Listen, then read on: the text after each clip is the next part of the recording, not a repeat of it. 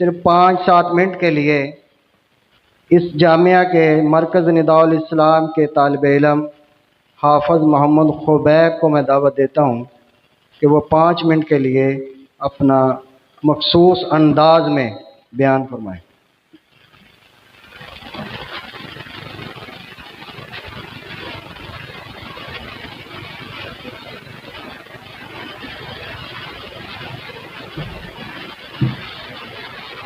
السلام علیکم ورحمۃ اللہ وبرکاتہ۔ الحمدللہ، میں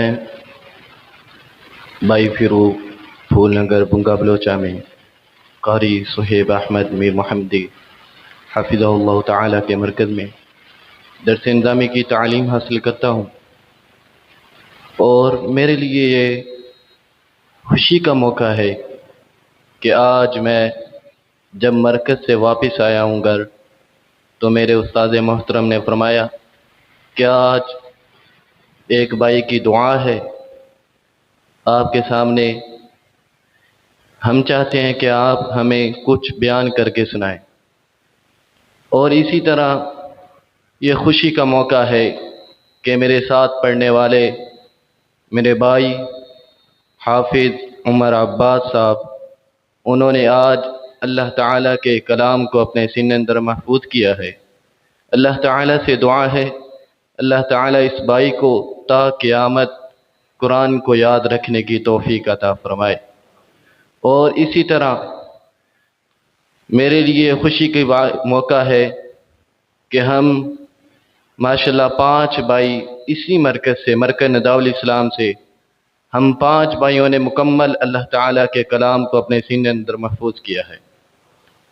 اور اللہ تعالیٰ سے دعا ہے کہ اللہ تعالیٰ ہمارے استاد محترم قاری القراء قاری عبدالحفیظ صاحب، قاری علی شہزیر صاحب، اور شیخ المحترم مولانا محمد جابر حسین صاحب، اسی طرح قاری محمد عمر سہیل صاحب، اللہ تعالیٰ سے دعا ہے کہ اللہ تعالیٰ ان ہمارے استاد محترم کو صحت تندرستی والی لمبی زندگی عطا فرمائے، اور اللہ تعالیٰ اس مرکز کو تا قیامت آباد اور شاداب فرمائے۔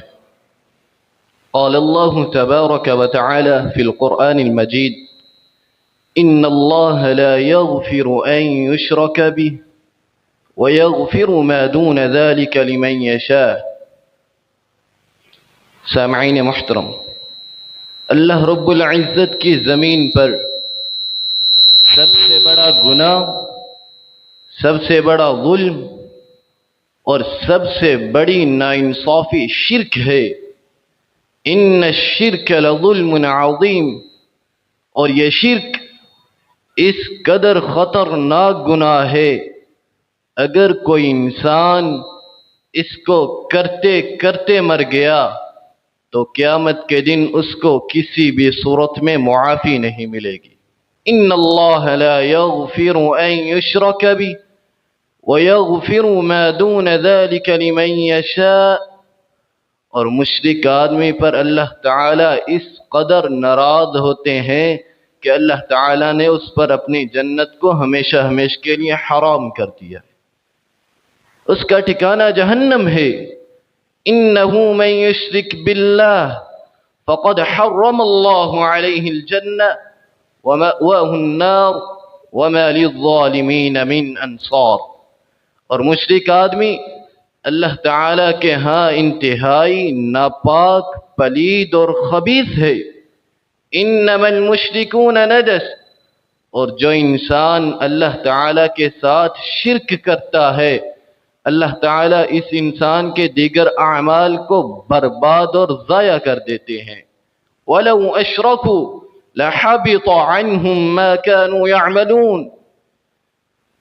سامعین محترم، جب قرآن و حدیث میں شرک کی اس قدر مذمت ہے تو ہمیں اس بات کو اچھی طرح معلوم کرنا چاہیے، شرک ہے کیا، شرک کسے کہتے ہیں، مشرک کی علامات کیا ہیں، کیسے پتہ چلے گا کہ فلاں شخص شرک کی مرض میں مبتلا ہے۔